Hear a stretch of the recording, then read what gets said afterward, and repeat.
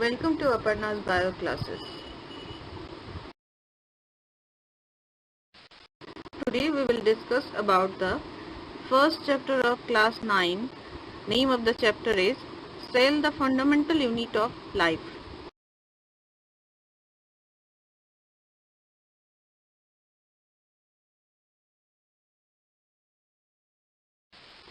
First we will discuss about the history of cell. The cell was first discovered by Robert Hooke in 1665. He observed the cell in a cork slice with the help of a primitive microscope by his own made microscope.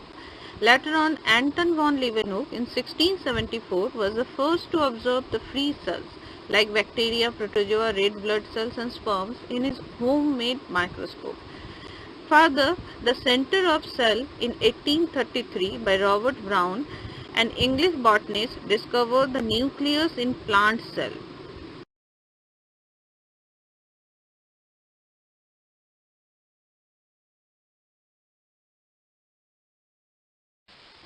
Another milestone in the cell history is the cell theory. 1838, Matthias Jacob Schleiden, German botanist, proposes that all plant tissues are composed of cells and that cells are the basic building blocks of all plants. Next year, 1839, Theodor Schwann, a German physiologist, reached the conclusion that not only plants but animal tissue as well is composed of cells. He organized previous statements on cells into one theory which states the cell theory. The first point of cell theory is the cells are organisms and all organisms consist of one or more cells. Second point of cell theory is the cell is the basic unit of structure for all living organisms. After few years, the cell theory was extended by Rudolf Virchow in 1855. A German physiologist added the third part of the cell theory. The original is Greek and states omni cellula cellula. This translates as all cells develop only from existing cells. Now the question is why the cell is called fundamental unit of life. Because it performs all life functions like intake of food materials, excretion, metabolism, respiration, irritability or sensation, etc. It shows division of labor. Cell usually possesses a number of components called cell organelles, and each cell organelle performs different functions, clearing waste materials, protein synthesis, lipid synthesis, etc. And in a multicellular organism, there are different types of cells for performing different jobs. All the cells perform their respective jobs to carry out each and every life process successfully so that living organisms maintain their life.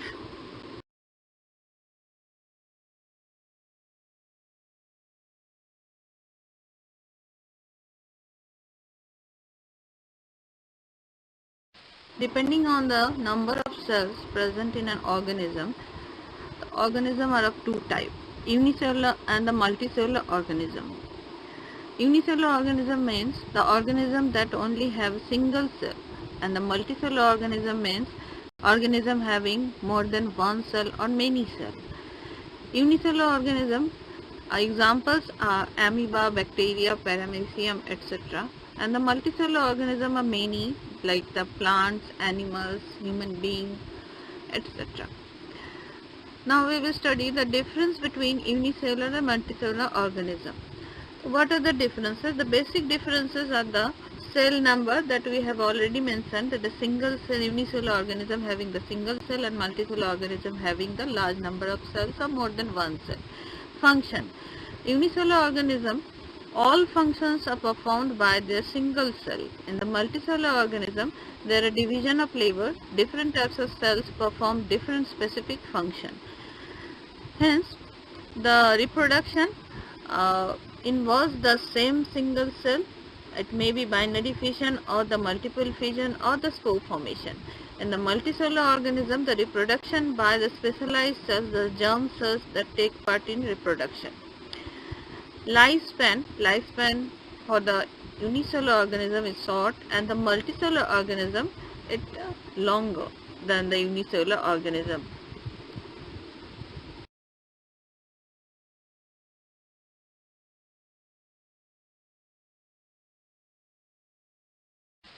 Prokaryotic and eukaryotic cell. Pro means primitive and karyo means nucleus, whereas eu means good or proper and karyo again means the nucleus. Prokaryotic organism are the primitive organism and they are having the primitive type of nucleus, and eukaryotic are having the proper or good type of nucleus. Differences between prokaryotes and eukaryotes are following. Prokaryotes are the smaller in size and they are only unicellular organisms, whereas eukaryotes are the larger in size and they may be unicellular or the multicellular. Prokaryote organism or cells are not having proper type of nucleus. They are having their genetic material as circular DNA, which is freely present in the cytoplasm, whereas eukaryotes are having proper nucleus bounded by the nuclear membrane and their genetic material is in the form of linear DNA. The ribosomes are of smaller size in prokaryotes of 70S type, and in eukaryotes, ribosomes are larger in size of 80S type. Prokaryotes are not having any membrane-bounded cell organelle like mitochondria or plastid. Respiration occurs in mesosomes and cell membrane foldings, whereas eukaryotes are having membrane-bounded cell organelles like mitochondria and plastid. Mitochondria performs the aerobic respiration. Binary fission is the mode of reproduction in prokaryotes, but in eukaryote, the reproduction may be asexual or sexual.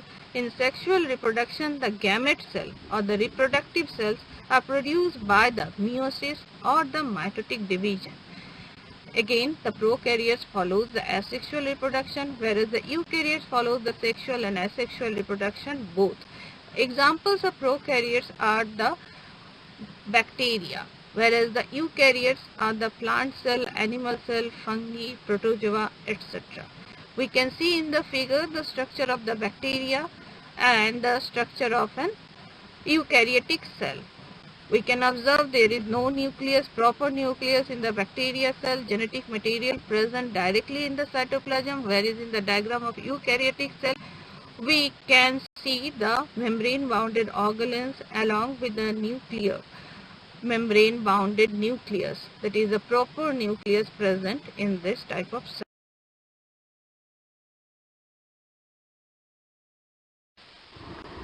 Shape, size and functions of cell. There are different cells are of different shapes. Some cells keep changing their shape also, like amoeba. Some cells are spherical, round, elongated, spindle-shaped or branched. Likewise, the size is also varies from 0.1 micron to 100 centimeter in size. Like the smallest cell mycoplasma or the PPLO, pleuropneumonia-like organism, having the size of 0.1 micron to 0.5 micron, whereas the nerve cells are having, human nerve cells are having the size of 90 to 100 centimeter its size. We can conclude that the size and shape of a cell are related to its function. The various function determines its size and shape.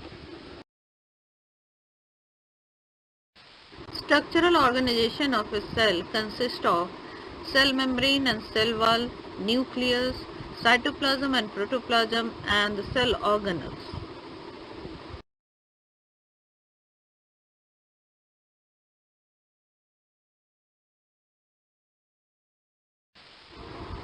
The cell wall. There is the outermost rigid and protective covering of plant, bacteria and fungi cells. The component of cell wall in plant cell is cellulose. In bacteria cell, it is made up of peptidoglycan, and in fungi, it is made up of polymer chitin. The function of cell wall is provide structural support and protection, and also it is act as a filtering mechanism.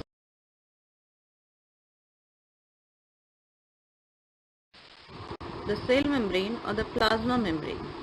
The semi-permeable boundary or membrane is known as the cell membrane. It is the outermost covering of the animal cells, but in the plant cell, bacterial cell and the fungi cell, it is next to the cell wall. The cell membrane consists of a lipid bilayer. Actually, this is the phospholipid bilayer, and membrane proteins, including the integral proteins that go across the membrane serving as the membrane transporters, and the peripheral proteins that loosely attach to the outer side of the cell membrane. The phospholipid molecule is bilayer, and the phosphate heads in each layer face the aqueous or the watery environment on either side, and the tails hide away from the water between the layers of heads because they are hydrophobic. In this way, the lipid molecules are arranged and make impermeable to water. The only passage, this is the transport proteins through which the materials can go in and outside. That's why it is known as the semi-permeable membrane.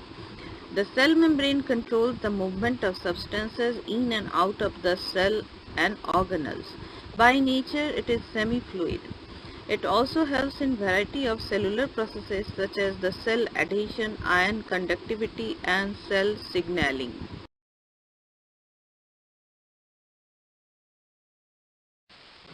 Nucleus.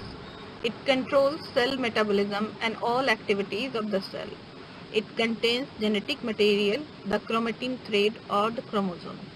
Parts of the nucleus are the following. First is a nuclear membrane. It is a double membranous structure having nuclear pore in between them. Second is a nucleoplasm. It is a part of the protoplasm. And third is the chromatin network, which get condensed and sorted during the cell division. Fourth is the nucleolus. It is the ribosome rich and protein rich with the protein fibers. It is a dark stained structure inside the nucleus.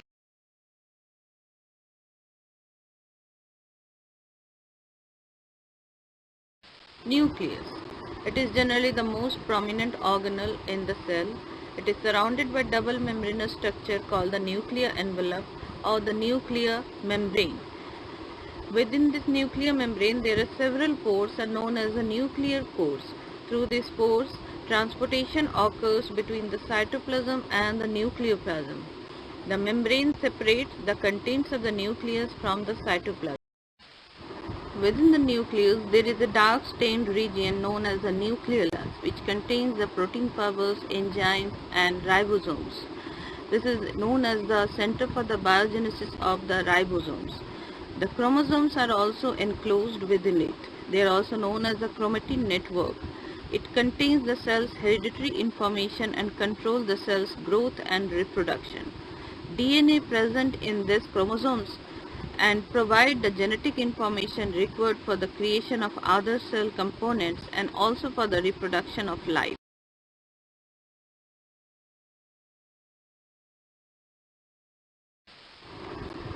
The cytoplasm and protoplasm. The translucent and colloidal liquid present between plasma membrane and nucleus is called cytoplasm. It is the part of protoplasm. Protoplasm is the living component of cell containing cytoplasm and the nucleus. The cytoplasm with its cell organelles and the nucleus with its nucleoplasm together is known as the protoplasm. Here we came to the end of part 1. Thank you all. Please see our next part of Cell, the fundamental unit of life. Please subscribe to get our latest videos.